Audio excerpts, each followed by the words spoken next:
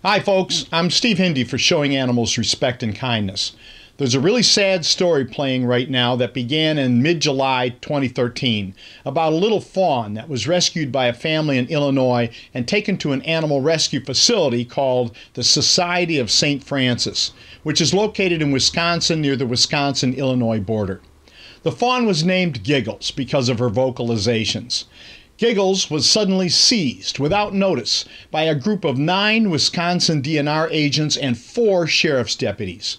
These 13 armed law enforcement officials conducted a drug-style bust on the shelter. Wow, must have been a dangerous fawn. These thugs grabbed Giggles on the day before she was going to go to a licensed wildlife rehabilitation facility. Then they killed her. You can watch the whole story by clicking on this link, but here are a few snippets. Agents told staff they came to seize the deer because Wisconsin law forbids the possession of wildlife. I said the deer is scheduled to go to the wildlife reserve the next day. A wildlife reserve in Illinois, which allows the rehabilitation of deer. Schulze says agents corralled workers near the picnic area, then set out in search of the fawn. I was thinking in my mind, well, yeah, they're going to take the deer and take it to a wildlife shelter. And then here they come carrying the baby deer over their shoulder like a bag of, she was in a body bag. I said, why did you do that? He said, well, it's our policy. And I said, well, that's one hell of a policy. Bravo, Wisconsin DNR. You grabbed a fawn. Killed him good. You must be very proud. Your parents must be very proud. Could you have made a phone call before showing up? I mean, that's a lot of resources. If the sheriff's department is going in to do a search warrant on a drug bust, they don't call them and ask them to voluntarily surrender their marijuana or whatever drugs that they have before they show up. Stop! Stop! Did you hear that? Let's play that again from Warden Supervisor Jennifer Niemeyer.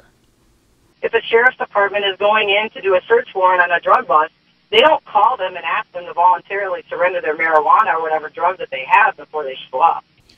Cathy Stepp is the secretary of the Wisconsin Department of Natural Resources, and she's defending the killing of the fawn.